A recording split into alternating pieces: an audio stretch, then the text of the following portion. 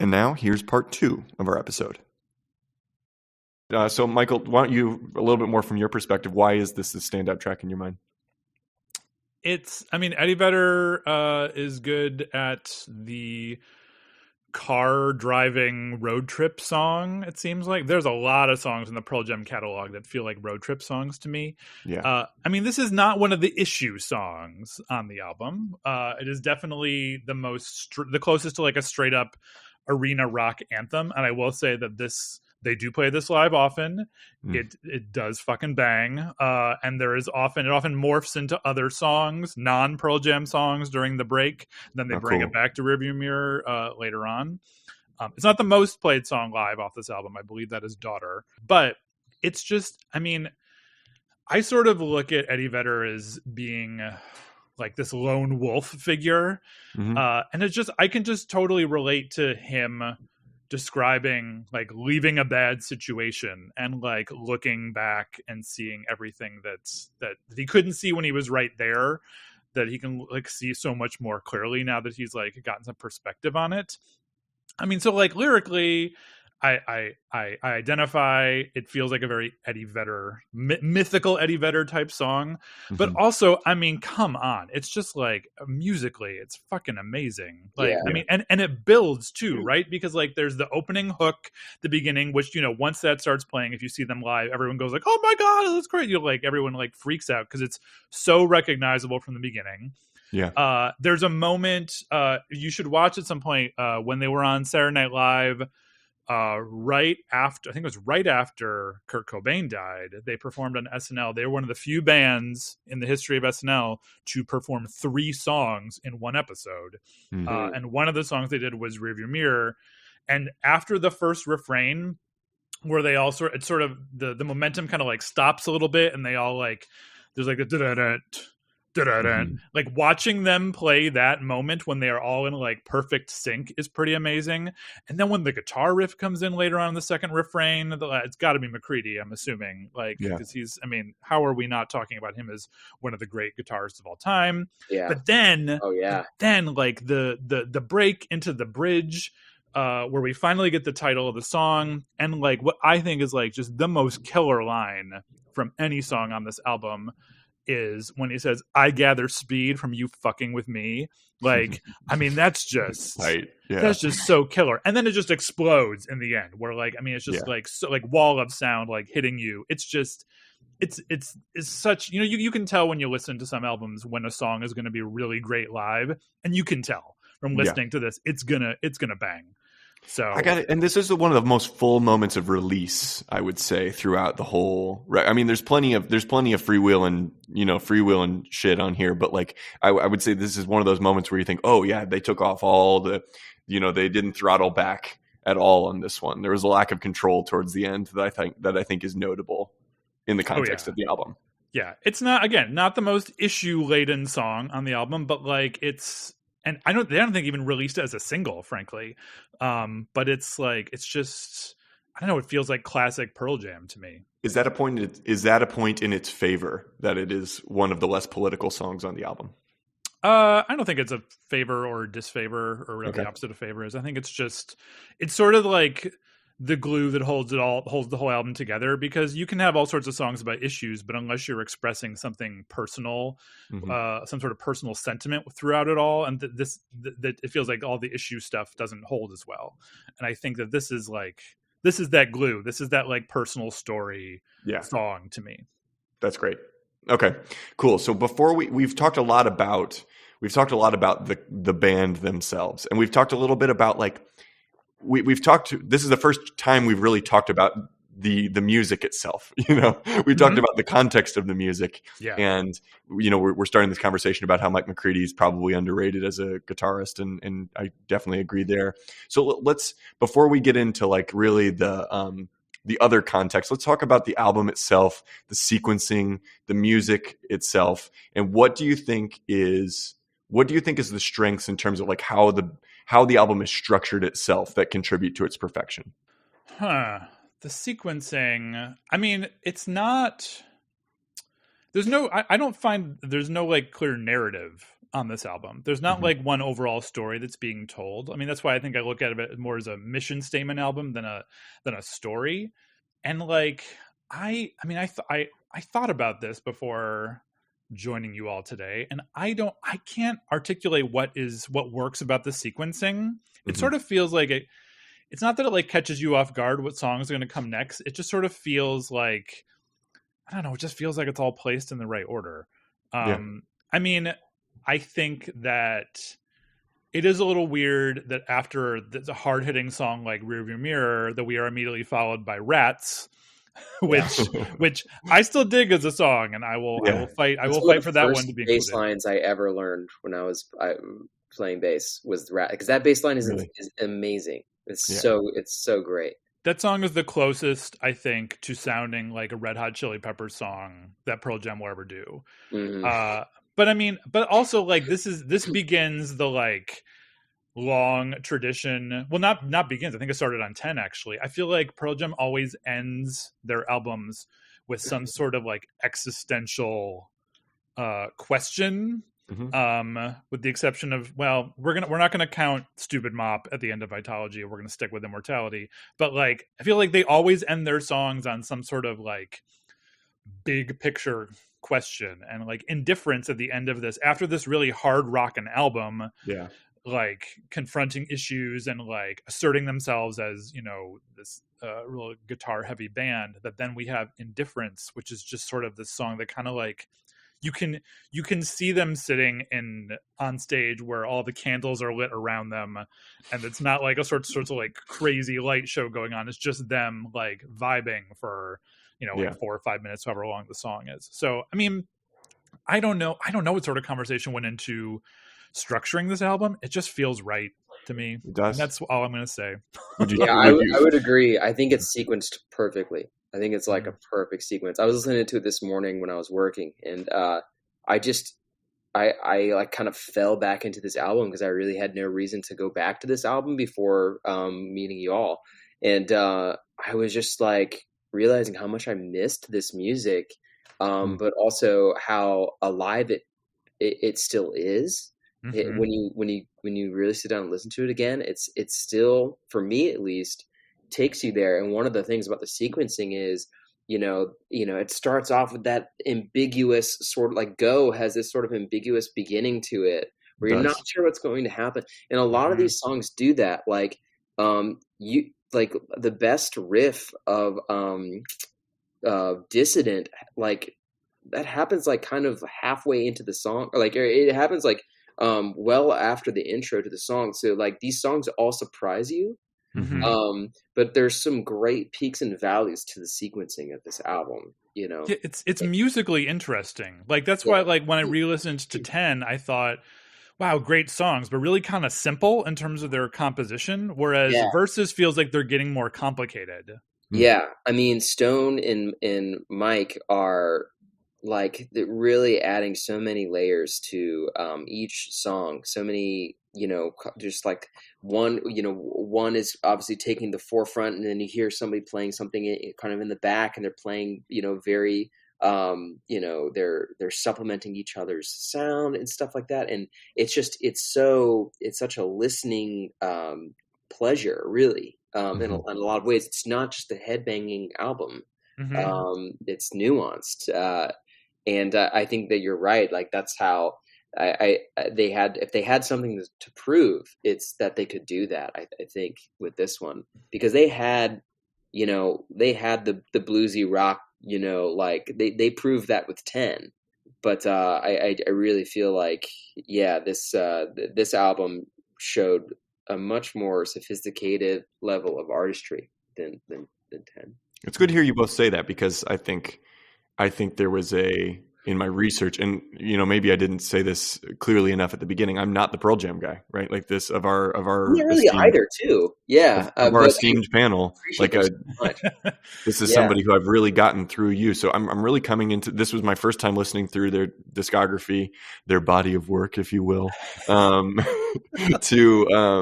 with any sort of intention. And I think that thing about surprising thing about their music being constantly surprising is definitely true. It holds true for me because I think the grunge tag set a preconceived notion for me that they never quite fit in my listening to them. And so now I'm understanding maybe that was a limiting factor.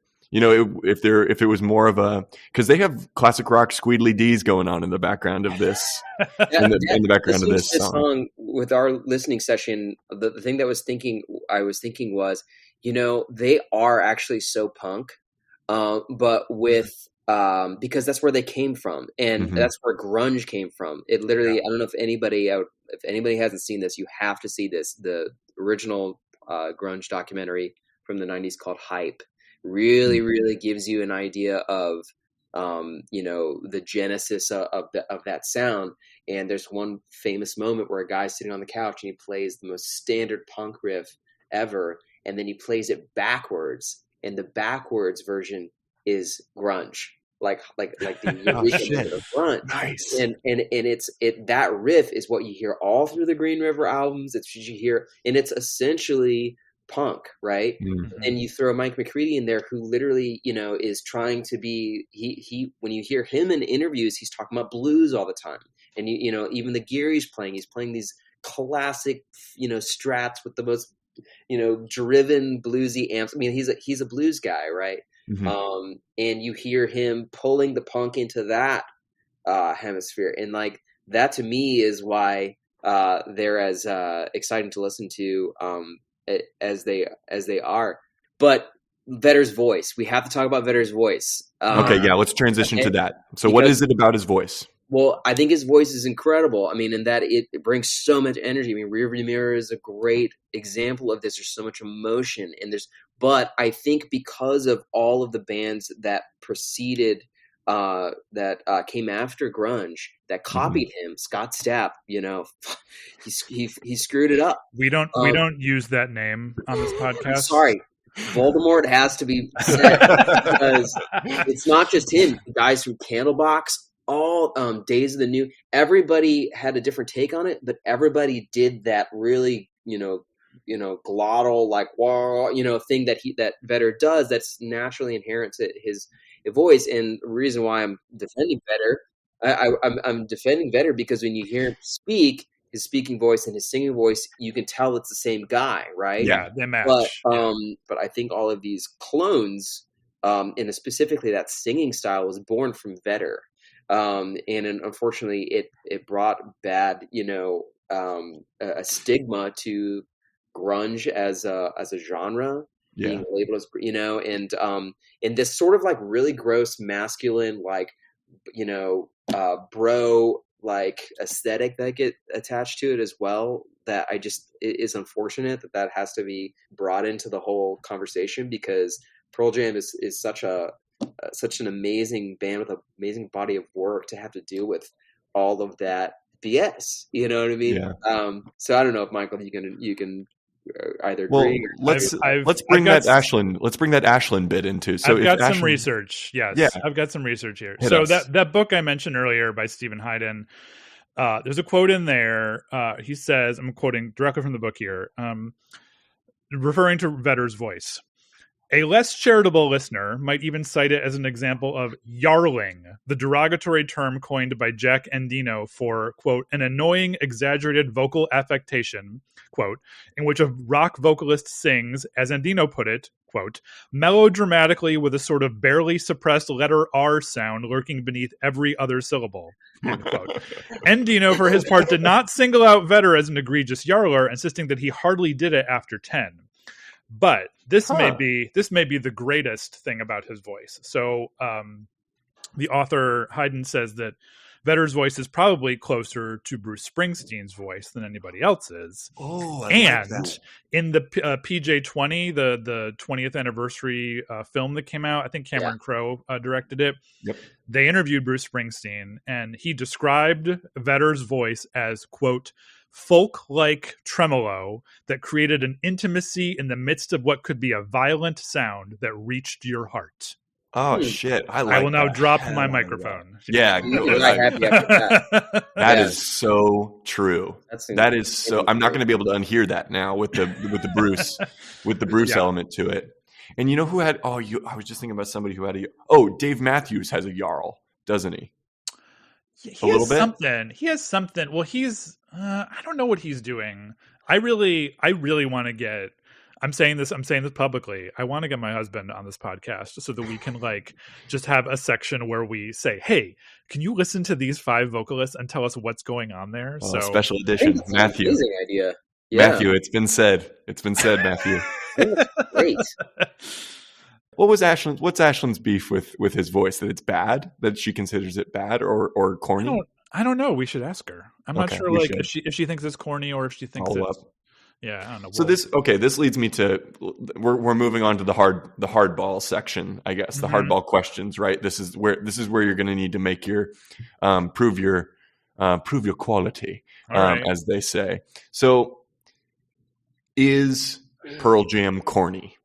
What do you mean by corny? Yeah, I'm leaving it open. I'm leaving it open a little bit, but there's some, in the discourse around this, we use the term dad rock a lot now to sort of lump in a lot of these type of bands. And my first time hearing Pearl Jam was I heard the live version of Last Kiss, which is a great cover of theirs, and they've made it their own. And I hate that song. You hate that song? I love it. It's great. I hate their cover of that. So, and that's such an interesting thing because it is sort of dad rocky to do this sort of like 50s thing, 50s style cover. So I guess I'm trying to figure out where they fit in the dad rock constellation, and if they're on the cornier side of that, or if they are on the misunderstood side of that. What do you think, Michael? What's your feeling here on how corny they are? I would only think they were corny if they were not being authentic. Yeah. And to me, they're a very authentic band. They've never tried to be something they're not, or if they did, it was like as a joke in some way. So I mean, I think maybe they get labeled as a corny band because I don't think it's cool to like Pearl Jam. Certainly not. Why is it not 2024? Why isn't it not? Why isn't it cool to like Pearl Jam? Because they haven't released an album with the impact that any of their first 3 albums have. So they're like they've still hung on. I mean, they're still like a hugely successful touring band, and people are like devoted listeners to them. They're probably not attracting a ton of new listeners. Mm-hmm. I'm really not a fan of their most recent album, though apparently they have a new one coming out next month in February, which is supposed to be a little heavier than their last album. I think they've lasted so long and they haven't made a huge impact in a while.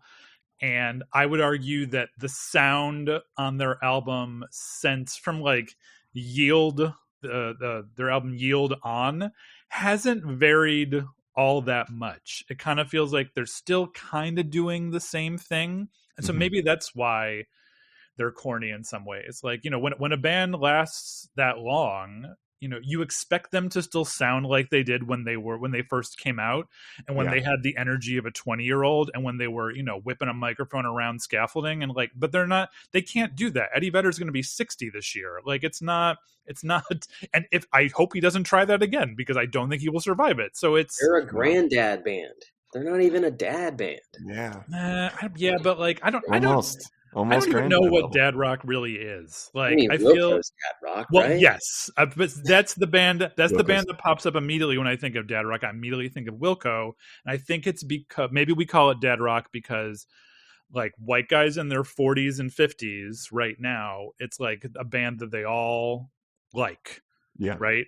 I mean, I think like Rob Harvilla on the 60 Songs podcast, like occasionally makes a joke about like, or someone makes a joke at his expense about like, oh, well, you're in your 40s, so of course you like Wilco. Like it's that thing. I don't think that's as common for Pearl Jam. And also sometimes some of their fans, people who still like Pearl Jam now, and this hot take, and there's not a ton of people listening to us yet, but like, I don't think I want to hang out with most of the people who still listen to Pearl Jam right now. Like, I mean, they even early in their career, they sort of confronted this notion that some of their fans are people that they might not want to hang out with themselves, and people who believe. Honestly, when I think of a Pearl Jam listener, which is kind of like, how like more about you can really pinpoint a listener more than the actual band itself. Like it's so clear. Like I like with Tool band, listeners, them right away. You can spot them in the crowd, like Fish, like any of these bands. Pearl Jam has their own, and I don't know if you agree, Michael, but I find that the current Pearl Jam listeners are actually a lot more conservative and not as progressive as you little would aggro. think, considering Pearl Jam's lyrics and what they stand for. I mean, I don't know if they got booed. I think they got booed when when George W. Bush was president, and they have a song about him called Bush Leaguer that they performed. I think he like put on a George W. Bush mask or something. Whenever they've tried to make political statements in their shows, the fans don't like it. And I mean, I think there's a song that they've written that responds to this much. It's on Vitalogy. The song "Not for You" is about the fact that it's like, hey, we're making all this music. It's actually not for you. All these people who are listening to it, and most of the fans, it sort of went over their head. They're like, no, he's not talking about us. No, he might have been talking about you, because it's just because they are a pretty progressive band overall. Their political beliefs. So I don't know. Okay, Michael. So here's something here's a word that kind of like a phrase that I saw around kind of like an assessment of Pearl Jam's legacy in general, that I want to see what your take is on it and see how it contributes to this case you've been making. Somebody in some article on them, retrospective on them, said that they've spent the last now it's 15-20 years sort of deconstructing their fame and their popularity, for a variety of reasons, right? Like there was the refusal to play Ticketmaster venues on principle. There's the music video element of that. And then you have stated how you feel like there is this, not to say downward slope in quality over the years since Vitalogy, but there is this failure to reach the heights of their initial 3 albums, one might say. What do you contribute that to mostly? Is it Eddie having an outsized role in the identity of the band? Is it a lack of musical inspiration in some way? What is your take on that as a true fan of the band? I don't know. I don't know if I want to play armchair psychiatrist here, but I feel like Eddie responds to political things. Eddie and the band, although I would argue that even though like Stone was sort of the musical leader, and I think he probably kind of still is, Eddie's the figurehead of the band. And I mean, I didn't listen to the entire catalog again coming into this episode because I didn't have time, but I tried to think of what were the highlights of the recent albums, the ones that have really stuck with me. Mm-hmm. And the last one that stuck with me was Backspacer. And I read something about that album. I do believe Evan Saudi reviewed that one. And I think that was the album that came out after Obama was elected. And it sounds a lot more cohesive, or it sounds a lot more like energetic or something like that. I don't know. They sounded not happier, but just more like upbeat. Which is not, was not my initial draw to Pearl Jam, because my initial draw was like, hey, you're channeling all my angst into music. But I don't know. I think that, I'm in my 40s now, and I've learned that you can't, like, it's weird for me in my 40s to still have angst that manifests itself in my art the same way that it would have when I was in my 20s. That's a good point. I think that they've just simply aged, and as a band that was known for confronting things head on, they're not doing that the same. They're not confronting things head on musically anymore. I don't think they're just making the music they want to make, and they're doing their own thing. And I think it's just not sticking with as many people anymore. I mean, if I haven't seen them live in many, many years, I do know they still play a lot of stuff from their back catalog. But I'm willing to bet that still at all those shows, people are still cheering on the old stuff. And they know that. Like, whenever there's going to be a tour coming up this year after the new album comes out. And, like, they're going to play, probably half the new album. But they're not stupid. They're also going to play Corduroy, because everyone fucking goes, ape shit when that song starts. They're going to end with either Yellow Ledbetter or Rockin' in the Free World or Baba O'Reilly. They're going to do one of those. Mm-hmm. Like, they just know, they know what they're going to do. And I just think they're doing their own thing, and they're not experiencing the same sort of angst or anger, or at least not experiencing in the same way that they did when they were in their, in their 20s, I think. But again, like, I don't have Eddie Vedder on speed dial, so I don't. So you don't hold that against him. I don't hold it against them. It's kind of like how I feel about Slater Kinney right now, where like, hey, that's great that you're going in a different direction and you keep putting out albums.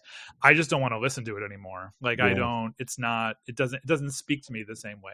I'm optimistic about the upcoming album because Gigaton just didn't speak to me at all. It also came out right as the pandemic was starting. Yeah. So I remember I think I've only listened to it in full once maybe. And it was like early 2020 in the apartment that we had just moved into, and I didn't know what was going on with the world, and I just sort of decided, well, I guess I should listen to this, and it just didn't stick. Before we give him the real gold star as having added this album to the pantheon, though, we're going to give him a chance just briefly to make a closing statement. I think Casey, correct me if you think I disagree with me, if you feel like I'm wrong, but I think he's made a pretty sterling case so far. So we should give him the chance to wrap it up, right? I think he's made a very solid case for this perfect album. Yes. All right, Michael. Then we're going to give you 2 minutes. 2 minutes to give us a little wrap up and just anything that you haven't had the chance to say yet that you think will add to your case. Now's the time. You ready? Yeah, I have not prepared a closing statement because again, I wanted to see how this conversation went. But I'm simply going to just sort of, I think, repeat my like core idea, which is that Pearl Jam is the only grunge band that is still around today, that is still making music, and I believe that is largely because of the fact that they've always been committed to making great rock records, not necessarily grunge, not necessarily alternative. They are just sort of good. I don't want to say American, but like they're from America. We can say that. Like, I would even say they might even be one of the like top 3 great American rock bands that are still alive and existing today. And this album, Versus, while it may not have the like stadium bangers of 10, while it may not have the sort of, I don't know, artistic creativity or sort of the I don't know, they start to create kind of like whole packages with Vitalogy. It is this band's mission statement. It contains every single type of song they will ever make in their career. It melds musicality with lyrics that confront issues that matter to them. And it is quite possibly I believe to be the strongest offering from Seattle's / San Diego's / Evanston, Illinois / Montana's greatest rock band. Dang. I'll just leave it at that. All right. Well said. I will have to push back that Mudhoney released an album last year, so they are not, officially speaking, the only grunge band putting out. But otherwise, I love what you just said. But I did say longevity. And when's the last time Mudhoney released an album before this one? 2018, but still not that long. And they put out an album last year. So just so you know, to the hopper. Okay, so now we're going to move on to the deliberation phase. We're going to thank you very much for your closing statement, counselor. So Casey, we've heard the points that Michael has brought up. We've heard the distinctions that he's made in terms of like why this album of the kind of big 3 Pearl Jam albums is the one that he wanted to bring, more than 10, more than Vitalogy. I think there's pretty strong statements in the favor of those. He's sort of expressed how the grunge label wasn't quite big enough for them in some ways. Is kind of how I felt it. And said that there was more that they were doing, that didn't seek to be penned in by that, and were penned in maybe by circumstance, which I think is a point in their credit. What else are you remembering were the strong points of this argument? I really liked how Michael kind of illustrated what this particular album did for them in terms of showing us what they could do, and also kind of separating between the 3 albums we talked about, 10 Versus and Vitalogy, the differences in terms of the writing and sort of what each of those brought, and why verses was the standout of those three. And yeah, I really agreed with a lot of everything he said. I mean, I can't disagree. Great. Yeah. Okay, so I think it's looking pretty good. Typically, this is a moment where I'd pass it to Michael, and I'd have Michael make the final He said assessment. a lot, and there He was said a lot, though. words. And he's sitting on that side of the table. I can't You know. have him make that assessment. So I think I'm going to have to bring it to myself. You know, I feel your counsel was very valuable in this situation. And is this the first time I've been able to say this? That Michael, I think that Verses by Pearl Jam does go to 11. I think it's a perfect album. Thank God. I knew if I didn't bring this album forward, Pearl Jam was never going to make it into the pantheon, and so thank fucking God. Well done, my friend. Well done. How did it feel? How did it feel to be making your case again?